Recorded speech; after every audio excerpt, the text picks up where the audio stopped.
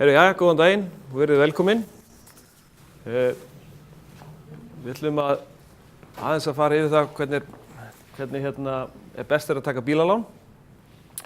Ég heiti Haraldur Ólafsson, er forstöðumaður hjá Ergo og við erum í þeim geiranum að lána á bíla og tæki og tól. Og þetta er tvískipti markaðir hjá okkur, annars er þetta einstaklingar og svo er þetta fyrirtæki, þannig við erum að lána á ferðavagna og fleira. Þegar þessi hugmynd kom upp, að við ætlum að fara fjalla eins þetta, þá fekk ég SMS frá félagi mínu sem sagði að þetta hlyti að vera örfyrirlestur. Það er að segja að það er best að taka bílán bara ekki, sleppa því bara.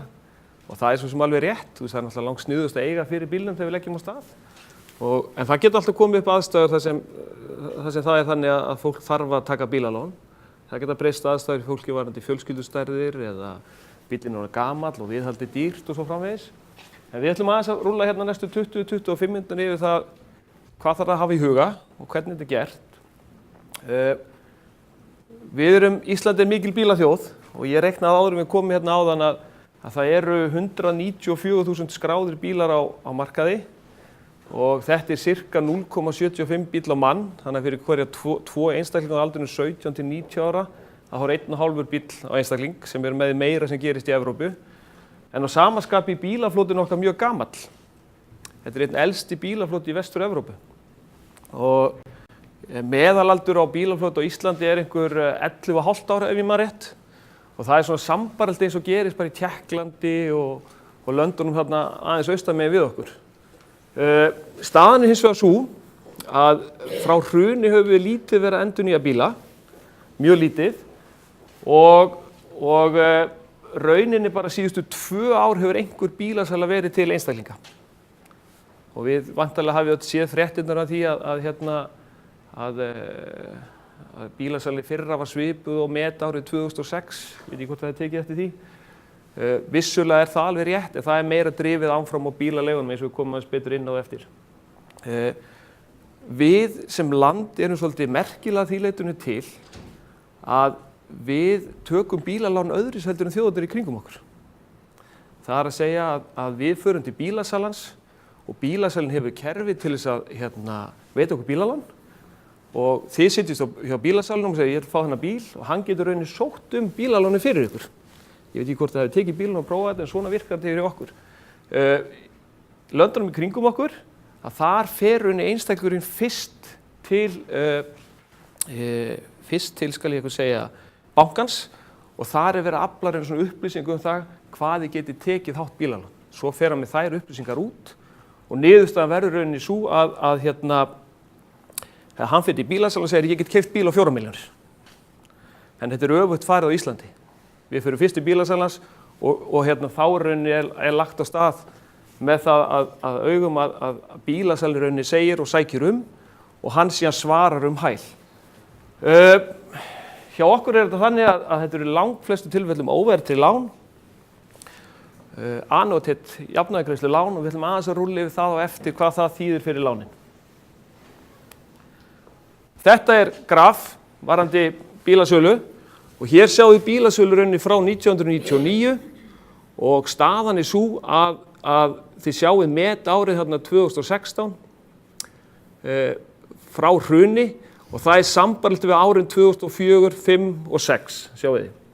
En það sem er að drífa þetta áfram, að það er hlutfall bílalegu bíla á markaði. Þið sjáum það.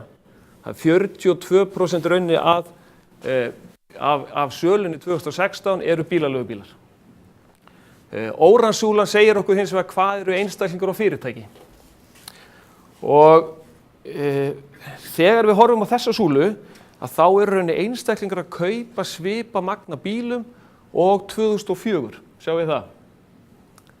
Einhver hluti af bílum fer síðan aftur út á markaðinn, en það er svona þriðjungur af bílum, eitthvað fyrir inn í bílaleigurnar, eitthvað fyrir inn í fyrirtækin, þannig að þetta er svona sirka þriðjungur.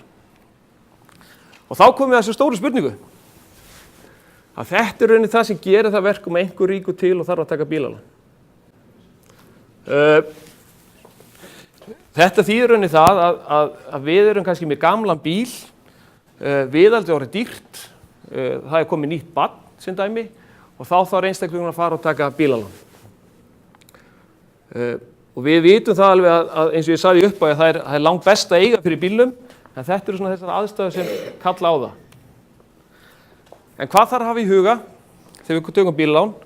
Að það er ekki bara hvað ætlar að borga af láninu, heldur þetta líka þessi 4 þættir. Það er bíllinn sjálfur, það er bensínið, það er rauninni viðgerðir og síðan bifreiðagjöld og tryggingar. FIB reiknar það út að með við allt og allt að þá er þetta auka 50-60 skall á mánuði sem kostar að eiga bíl. 50-60 skall á mánuði. Og þá kannski komum við að því hvað er það sem skiptir máli við lántökuna sjálfa. Það sem skiptir máli að það er þrennt. Það er hlutföll og það er lánshlutfall, það er vextir, það er stofngjöldin og lánstími. Þetta fernt skiptir máli. Og ég ætla aðeins að setja upp hérna svona típist dæmi fyrir ykkur. Þetta er bara típist lán í þessu. Kaupverð 3,5 milljón, samningstími 84 mánuðir, vextir 8,7%, þetta er eitthvað svona meðalvextir, og stofngjald 2,5%, og afskrift reiknum við með á fyrsta mánuði 1,5%, og afskrift eftir það er 1%. Þetta er eitthvað svona tilbúið típist dæmi. Og þá horfum við á lánið, annars vegar samningsfjárhæðina sem er óranslínan, og síðan verðmæti bílsins í ljósulínunni. Þið sjáu það. Þarna í rauninni á allan samningstímanum er eign í bílnum, sjáu þið. Allan tíman í samningstímanum er eign í bílnum. Reyndar ber að geta þess að þó að lánið sé þarna tekið til 7 ára, að þá er í lang flestum tilfellum lán að detta út á aldrinum 24-28 mánuðir. Síðan kemur þetta, ef að lánið þetta var með 75% lán, ef að lánið er 90%, þá axlast þetta svona. Lánið tekið upp á 3,5 milljón, það tikkar síðan niður og þið sjáið að rauninni á frá 20. mánuði að 47. mánuði að þá er engin eign í bílnum. Og ég ætla aðeins að breyta myndinni og með við 90% láni þá sjáið þið á þessari mynd eignar hlutan á láninu.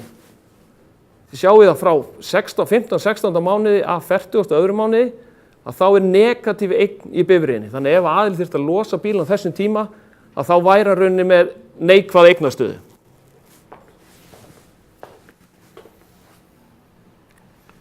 Ég ætla að bæta aðeins í og ég segja að nú hefur króna verið að styrkjast undanfarið og á 13. mánuði styrkist krónan 10%.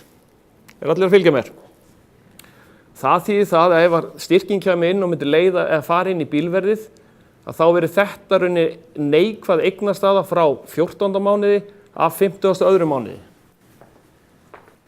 Eru þið að fylgja mér? Þetta er síðan 75% lánið. Ef þú tekur 75% lán, þá lítur það svona út. Þetta er eignastöðan í bílnum. Við komum þetta aðili á 800 skall í upphafi, heldur síðan áfram og við lok samningstíma á hann 1 milljón kall. Sama mynd með gengistyrkingunni inn á tímanum. Að þarna sjáum við að á 12. mánuði fer eignarhluturinn úr 500 skalli niður í 200 skall og þið sjáum það á öllum samningstímanum er einhver eign í bifreiðinni.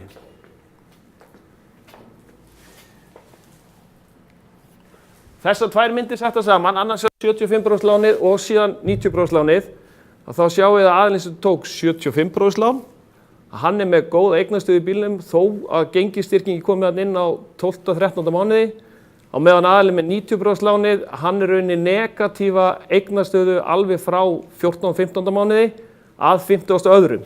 Og eins og ég sagði við ykkur áðan, að þá er algengast að aðilar sé að losa bílana sína út á svona 24. til 28. mánuði.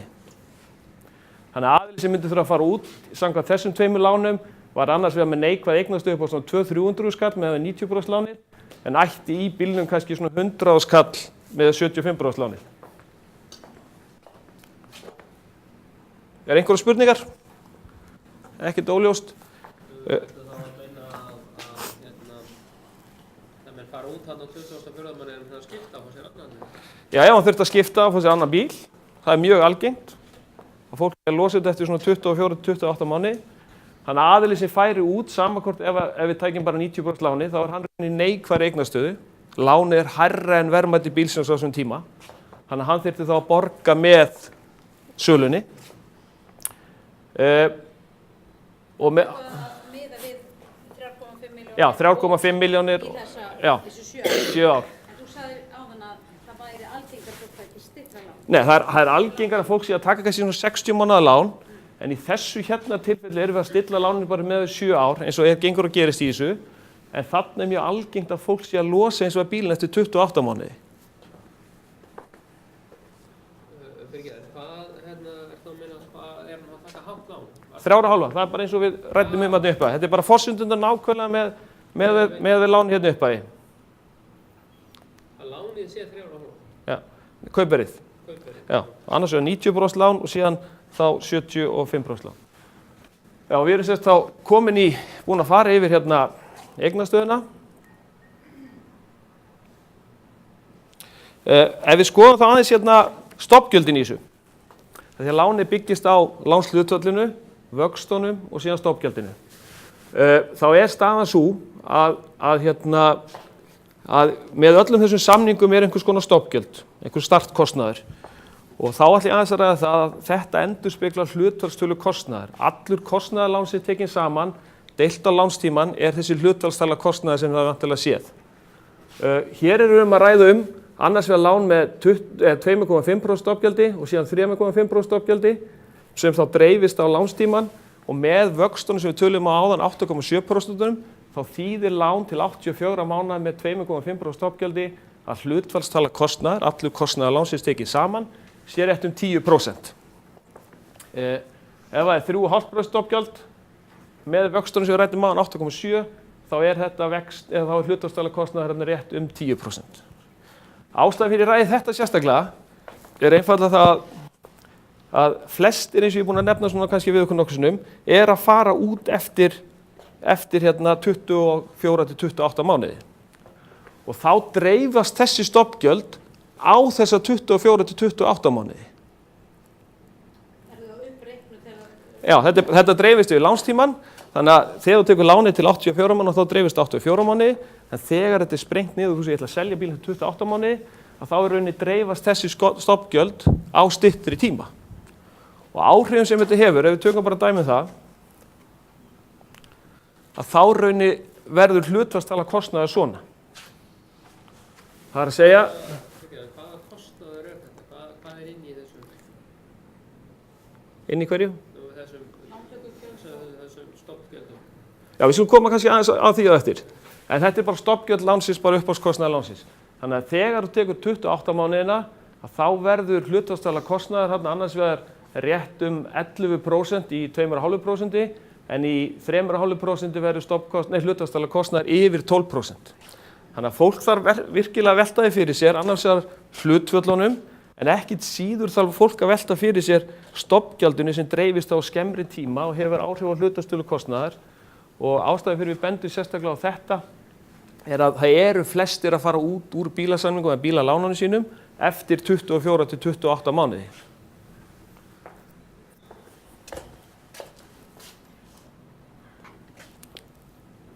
Og þá aðeins kannski hérna, að því að nú fyrir við að detta í spurningar, að aðeins varandi orkugjafana, við tókum hérna saman hvað þýðir þetta rauninu, hvernig var bílasalan 2016 með við orkugjafa, og þetta er þannig að af öllum seldum bílum 2016 að þá er 44% bíla sem eru þá dísilbílar, 45% eru bílar sem eru bensínbílar og restin eru aðrir orkugjafar. Því við máttum vera að ræða þetta hvernig lánum við á rafmagnsbíla og aðra bíla, og við gerum það rauninni með nákvæmlega eins hætti eins og venjulega bíl var að ræða. Það er að segja venjulega bíl, þá er ég að tala bíl sem er þá með dísildrifin eða bensíndrifin. Og ef við þá stækkum kökuna, þetta er 10,2%, þá eru tvinnvélar, plug-in tvinnvélar og venjulega tvinnvélar 5,6% af þessu, og rafmagn 1,2 og plug-in hybrid-vélarnar 3,3%. Það er eitt land held ég í heiminum ég fari rétt með sem með stærri hlutfall nýsölu í öðrum orkugjöfum heldur en bensín og dísel og það er Noregur og þeir hafa verið með miklari ívilnanir þar en annars eru við bara ansi stórir í þessum geira og við höfum ekkert lánað öðrís í þessa bíla heldur en bara eins og ég sagði bensín og díselbílana. Þannig að öllu þessu samanteknu að þá vil ég ítreka það því ég ætla að vera í 20 mínútur að það sem þarf að hafa í huga varðandi svona lántöku að það er lánshlutfallið, það eru vextirnir, það eru stofngjöldin og það er lánstíminn. Þó ég sýni hér dæmi eins og ég sýndi áðan með 90% lánin að það sé neikvæð eignastaða á samningstímanum þá ber samt að geta þess að ef náttúrulega lánið er tekið til styttri tíma að þá náttúrulega breytist náttúrulega heildarmyndin. Þarna vorum við bara með tilbúið dæmi til 7 ára.